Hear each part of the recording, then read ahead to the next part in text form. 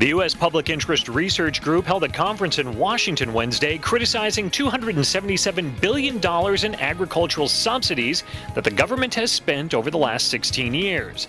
They claim it's a conscious policy to support commodity crops that are likely to be processed into junk food additives. Basically, over the last 10-20 years, taxpayers' money has gone towards agricultural subsidies that go to a few commodity crops. So essentially farmers are growing these crops because they know that they'll get the subsidies for them. Their latest report, Apples to Twinkies, claims $18.2 billion in taxpayer dollars has been spent since 1995 just on subsidizing 4 common food additives: corn syrup, high fructose corn syrup, cornstarch, and soy oils. Then basically end up in junk food to make the food taste better. The cost of subsidizing those 4 additives commonly found in junk food is $7.58 per taxpayer per year, according to U.S. PIRG, which is enough to buy each taxpayer 21 Twinkies. We have not reached the cream center of taxpayer spending yet.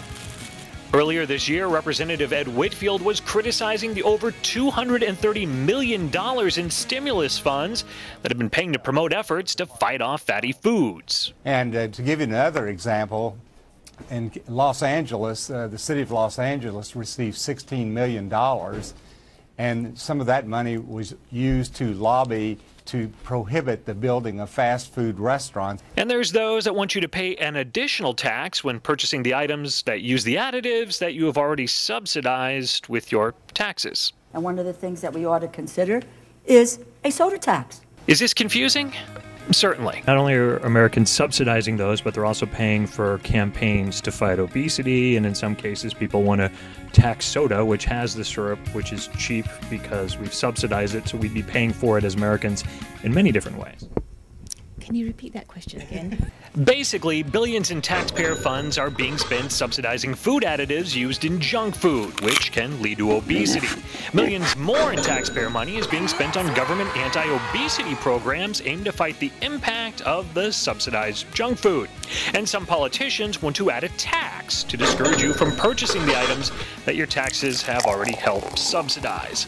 I'm sure it all now seems perfectly clear and effective, right? Crystal clear, perhaps? Yes, we've got Crystal Pepsi. In Washington, Eric Shiner, CNSNews.com. Now get a free 2-liter of Crystal Pepsi.